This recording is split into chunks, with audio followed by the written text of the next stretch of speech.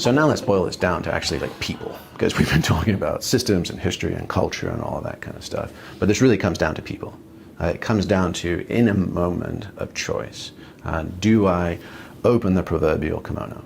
Do I bare my heart? Do I show my cards? And do you do the same? And what I've been noticing, particularly around communities of practice that are thinking of these kinds of things and are trying to explore their way into collective coherence and ways for us to play better together, is there's this consistent and sort of, I don't know what you'd call it, sad, frustrating, concerning, but it's a pattern that seems to come up, which is that folks are discussing these ideas and concepts. They are realizing, yes, game A, boo, game B, yay, you think the same things, we say we're believing the same beliefs, let's get together and play. And there is often an initial spike of enthusiasm, excitement, feeling met, and a sense of, holy shit, maybe this is how we get this done, right? Collaboration. Many of us have been carrying the burden solo, you know, and a lot of our paths to get to this conversation have been by exclusion and exception. You know, we have found ourselves persistently misfit toys, you know, persistently cast out of the socially defined norms, persistently losing at game A, not because we are necessarily bad at it. We might have even been able to win at it. We've just found it distasteful or not satisfying or not congruent. So there's a lot of, you know, bumps and scrapes we've accumulated along the way. And then we get to this place where we find our nominal allies, our nominal conspirators, those who breathe together. And there's often a spike of optimism, euphoria, possibility. And then we get to this stutter step where it's like, wait a second, if we're really going to do this post-egoic thing, if we're really going to dump all of our puzzle pieces out that we've been carrying so carefully, right, and mix them all in together, and holy shit, maybe there's even a bigger picture that none of us had, but our puzzle pieces fit together beautifully. Wait a second, am I sure? Because I've taken a lot of hits to get here, and this means giving up all control. This means giving up all safety. This means that giving all guarantees, and even my cherished vision of the version of the future, right, that I've been living and dying for. And as we do that, as that vulnerability, it's like, okay, well, I'm self-aware enough. I think this is good pain. This is productive distress. I think I do need to open and relax into this. But then something fucking happens. And there's a conversation, there's a decision. We start seeing our humanity poke back through all the idealism. And we see somebody do something that we're like, I'm not 1,000% sure that was quite right. We see money, power, influence, control. What do we do on Monday morning, right? Who gets the credit?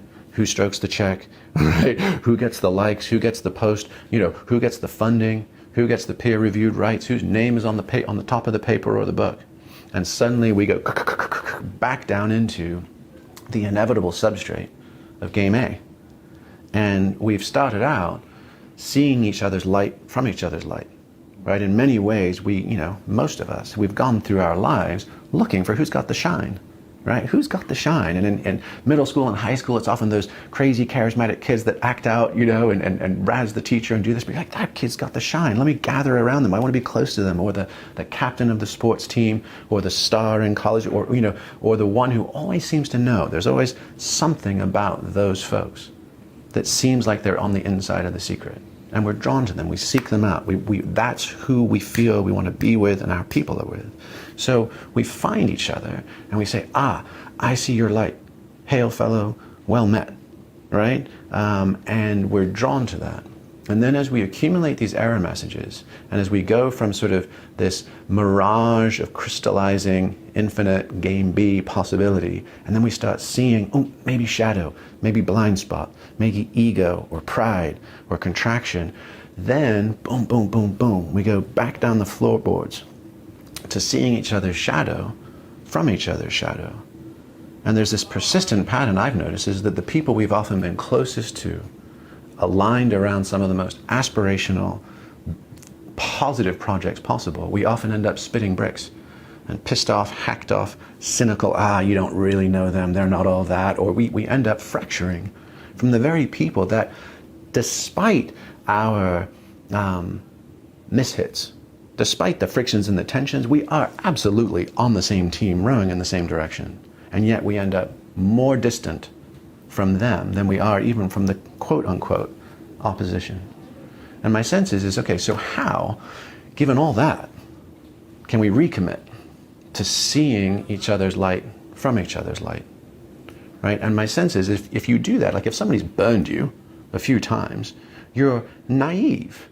You're the Ned Stark of the world, right? You're like, I'm going to go with honor and duty and do the right thing. And, as Cersei once said, the Game of Thrones, man, you win or you die, and I don't remember who gave him that advice, but like, just don't ever go to King's Landing. In fact, I think it was Jordan that said that. We were riffing on this. He's like, the rule is if you're Ned Stark, don't go to King's Landing.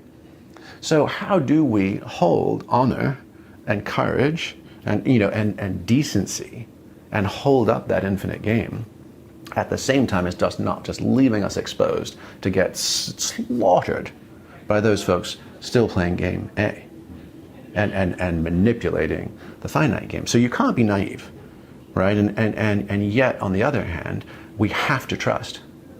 We have to trust.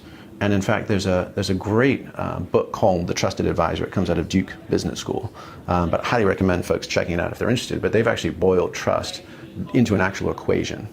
And they said that trust is credibility, like I actually have the capacity to do the things you think I can. Reliability, I do what I say I'm going to. Plus intimacy, I actually feel connected to you and you to me. I feel that you get my world, right? And that's a part of your thought process and decisions, all divided by self-orientation. And so because that's the self-orientation is the denominator, you can destroy a very high score across the top. If somebody's saying, I'm not convinced we're in it for the same reasons. I'm not convinced that person isn't covertly playing game A dynamics, rivalrous dynamics with game B lip service, effectively the covert sociopath, right? And so Jordan and Daniel have articulated the idea of rule omega, and we actually riffed on that last talk together. And the idea of rule omega is basically, and back to information ecology, is to say, I commit to presuming that there is signal in your noise, and that I am going to inquire until I find the truth that you are holding, no matter how messy or noisy it is or as you're presenting it, right? And they actually made an interesting clarification after that talk we had, which is that rule omega cannot be demanded by another. It can only be extended based on mutual agreement, based on that intimacy, right? But my sense is that for us to be able to, after seeing each other's shadow, go back to encouraging each other's light, right? I mean, Goethe has that great quote. He says, see a man as he is, and he will only and always be as he is. But see him as he could be and should be, and he will become what he could be and should be. So how do we do that, right? Without leaving ourselves exposed, right? At a time that's mission critical. And we've got this far, let's not shit the bed right at the end by being overly naive. Don't do the Ned Stark.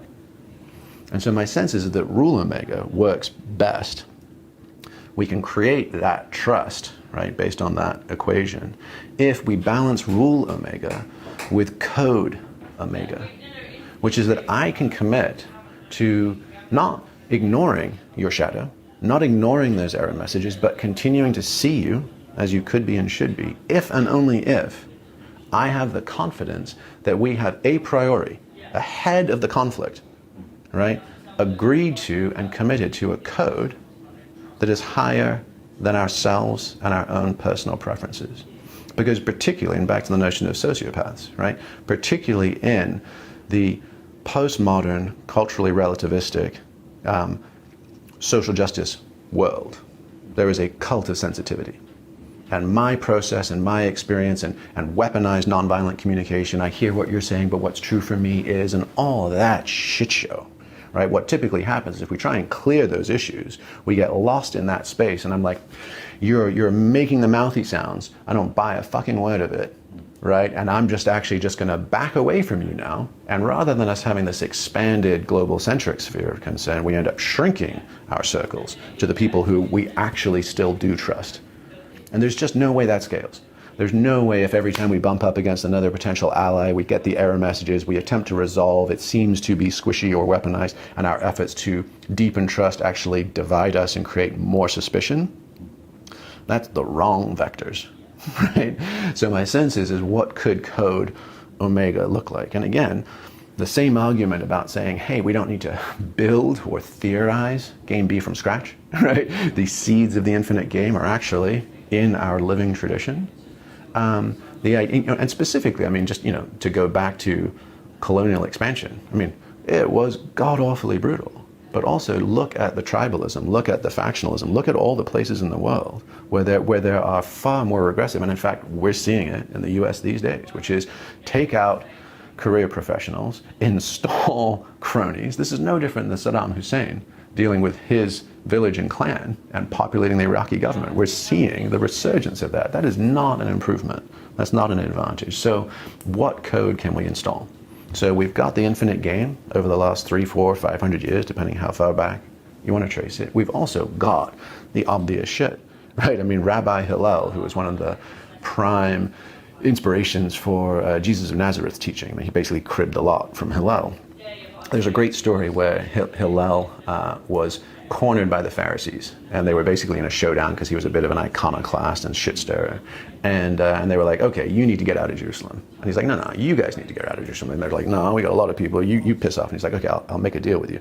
They said, okay, we'll challenge you to basically a poetry slam. Like, if you can recite all of Scripture on one leg while standing on one leg without touching your other foot, then we'll leave.